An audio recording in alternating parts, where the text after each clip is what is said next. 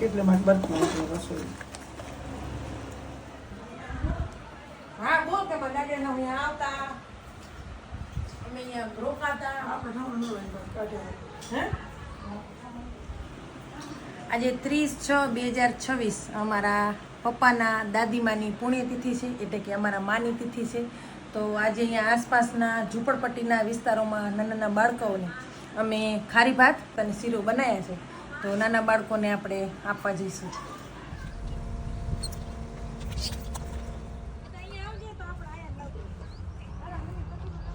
નિશાળે જાઓ છો?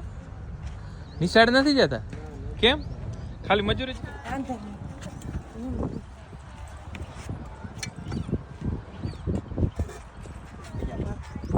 આવા બેટા વાંધો નહીં આવ. અમારે ને દાદીમાની પુણ્યતિથિ છે તો એનું હશે પ્રસાદ જ છે. પ્રસાદી તરીકે કેમ હા. ઓ બાજુ આગળ કઈ આવું તું ને દીકરા? આ કોઈક બોલાઈ આવી દો ને આ બાજુ તમારે જાવું નહીં. એ બાજુ ગયા બોલા ના ગાડી પાછળ અંદર જાય ને તપીલા પાછળ લેવડાય ને.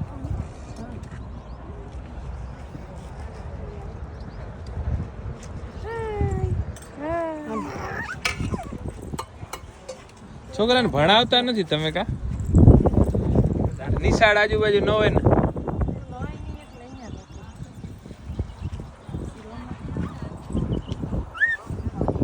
એ દોડ દોડ દોડ ચલ ચલ ચલ ચલ ચલ આજા આજા આજા દીકરા આજા.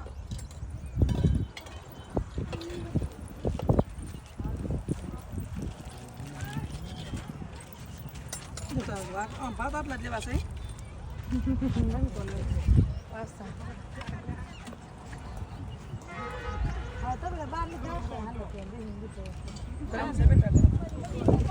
મદદ કરો. દરવાજો ને તપીરે બહાર લીધા તો હાલત પાછી.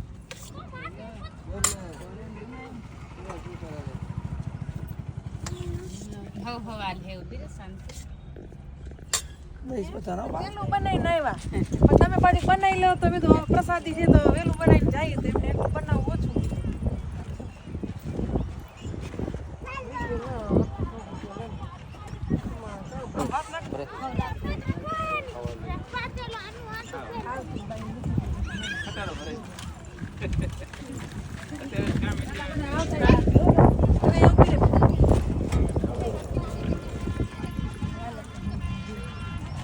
કેટલા ઘર હશે તો શું બીજી વાર ક્યારેક ખબર પડે અમને એમ કે 4 5 6 8 10 હશે કદાચ. ખ્યાલ હોત તો વધારે બનાવ્યો. એમને કેટલી સંખ્યા હશે એટલે બીજી વાર 100% બધાને ભરપેટ મળી જાય. પણ ખબર હોય તો બગડે વધારે લઈ આવવું. કોઈ ના મળે તો મજા ના આવે અમને. પૈસાની ખબર પડે ને તો બધાને ભાગે જે રવા છે.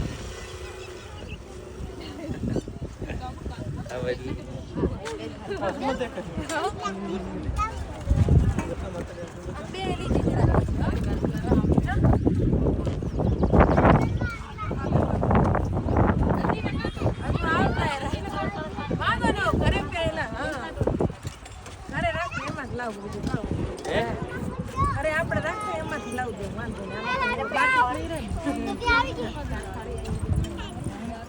ખબર નથી બનાવી દો વધારે પેલા મમ્મી વધારે કેટલા જણા હોય ખબર નહીં.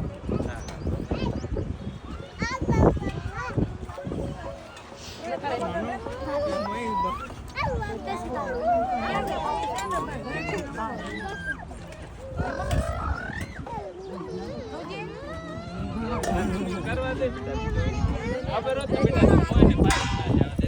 હા અમને ખબર નહીં કે આવડા બધા છો તો એને માર માપું આશરે આશરે બનાવી આવ્યા હતા. કાઈ વાંધો નહીં. મારે વાંધો નહીં આપણું છે. અરે ખૂબ હોત તો ભણત નહીં મળે. રડવાની છે. સ્કૂટી કોઈ લેતે ના આવડે. આના પૂરી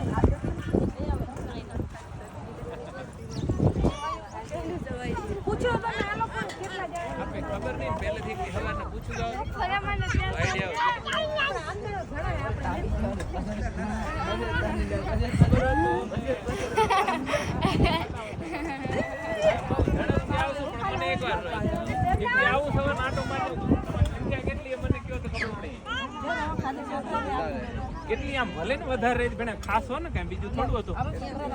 તમે ખાલી એટલા કહો આટલા ઘર છે, ઘર કેટલા એટલે કયો તોય ખબર પડી જાય.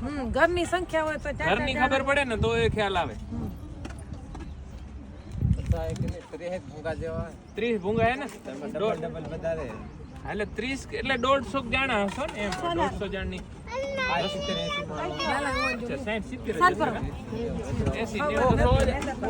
100 જાણનું લઈ આવી એટલે થઈ જાય ને 100 જાણનું. આ વખતે બેટા માફ કરજો, અમને ખબર નહીં માફ કરજો. બહુ ઝડપથી આવશું ને ઝડપથી આવશું. 10-8 જણ થાવ એટલો છે ઘરે તો જબડો ઘરે ધક્કો થાય તો હું આવું ને. નમસ્કાર મિત્રો, દાદીમાની પુણ્યતિથિ હતી એટલે આ લોકો માટે અહીં પ્રસાદ રૂપે કંઈક આપીએ, પણ અમને એની સંખ્યાની ખબર ન હતી તો અમારી રીતે અમે લાવ્યા હતા. લગભગ 20-25 જણા રહી ગયા તો ઘરે પણ થોડું રાખેલું હતું, એ પાછું અત્યારે એ લોકોને રોકે અને બીજી વખત દેવા માટે આવ્યા. આપનામાંથી પણ કોઈ આ ટાઈપનું કાર્ય કરવા માંગતા હોય તો ચોક્કસ મારા નંબર છે 97-124-11833. આ લોકોના ઘરોને ત્યાં સુધી લઈ આવશું, કારણ કે મેઇન રોડ ઉપર નથી, સાંગ નદીના કિનારે મહાકાલેશ્વર મંદિરની પાછળના ભાગમાં આ લોકો રહે છે. મારા નંબર તમને આપે એ ઉપર કોલ કરશો તો હું તમારી જોડે આવીશ અને આપને જે પણ ધર્મ કાર્ય કરવું હોય. આ લગભગ એમને મેં પૂછ્યું તો 70-80 જણા છે, જે અમારી ધારણા એમ હતું કે 20-30 જણા જ હશે, એટલે અમે બહુ ઓછું લાવ્યા પ્રમાણમાં. બીજી વખત જઈને ઘરે જે પણ બચ્યું તે આપી દીધું. એટલે ના હવે મૂકો કાંઈ.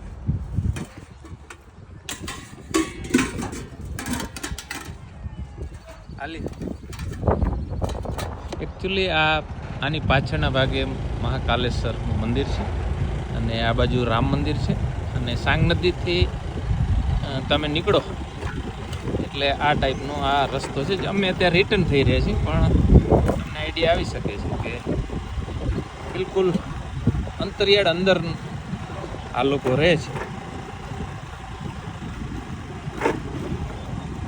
બસ સામે આ જેસીબી ને હિટાચી મશીનો પડ્યા હોય, બિલકુલ એ જગ્યાની સામેથી આ રસ્તો નીકળે છે અને એ રસ્તો સામે જ્યાં પૂરો થશે ત્યાં આ લોકોના લગભગ 30-40 ઘર છે એમ લોકો કહે છે. એ આ સાંગ નદી છે, આ લોકેશન છે. કોઈ પણ વ્યક્તિ ધર્મ કાર્ય કરવા માંગતી હોય તો ચોક્કસ આ સ્થળે આવીને આ લોકોની મુલાકાત લેજો, આપને થતી મદદ કરજો.